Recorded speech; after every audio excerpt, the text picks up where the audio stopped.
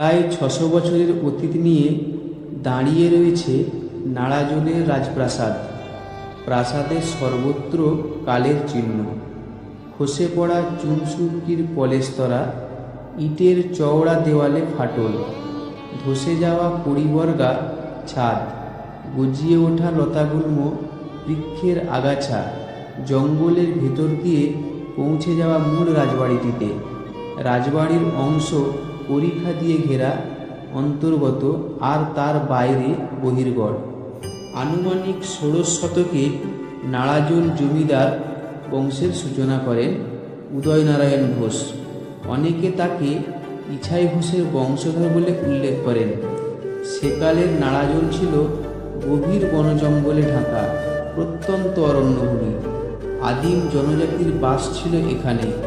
আনুমানিক ৮২০ বঙ্গাব্দে উদয়নারায়ণ নাড়াজোলের জমিদারি পতন করে নিজ রাজত্ব প্রতিষ্ঠিত করেন।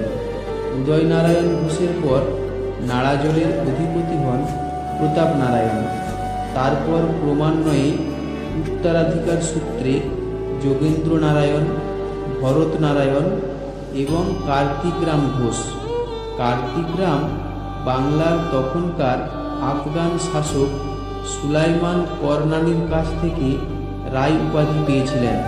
মনে রাখা প্রয়োজন যে সে সময়ে দিল্লিতে মুঘল বাদশাহ আকবর এই রায় উপাধি পাওয়ার পর থেকে নাড়াজোলের জমিদাররা রায় পদবি ব্যবহার শুরু করে। এইভাবে চলতে থাকে। এরপরে ১৮৮৭ সালের ১৯শে ফেব্রুয়ারি ভারত সম্রাজ্ঞী ভিক্টোরিয়ার জুবিলি উৎসব উপলক্ষে ইংরেজ সরকার মহেন্দ্রলাল খানকে রাজা উপাধি প্রদান করে। রাজা নরেন্দ্রলাল খান স্বদেশী আন্দোলনে নিজেকে জড়িয়েছিলেন। এ কারণে ১৯০৯ সালে ইংরেজ সরকার নরেন্দ্রলালের রাজা উপাধি ফিরিয়ে নিয়েছিল।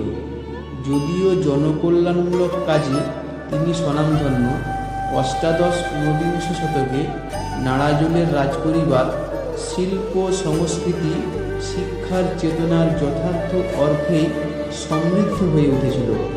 দেশের স্বাধীনতা আন্দোলন এবং স্বাধীনোত্তর দেশের রাজনীতিতে এই রাজপরিবারের প্রত্যক্ষ ভূমিকা উল্লেখযোগ্য। নাড়াজোল রাজবাড়ির ও রাজাদের দীর্ঘ ইতিহাস রয়েছে, যা সংক্ষেপে আলোচনা সম্ভব নয়। আমরা নাড়াজোল রাজবাড়িতে গিয়ে দেখলাম রাজগরিমা আজ অবলুপ্ত, চারিদিকে অবহেলার ছাপ স্পষ্ট।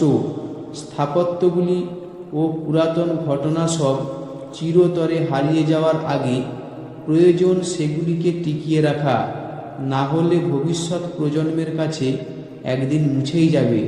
প্রয়োজন নাড়াজোলকে সত্যিকারের এক পুরাতাত্ত্বিক পর্যটন কেন্দ্র হিসেবে গড়ে তোলা।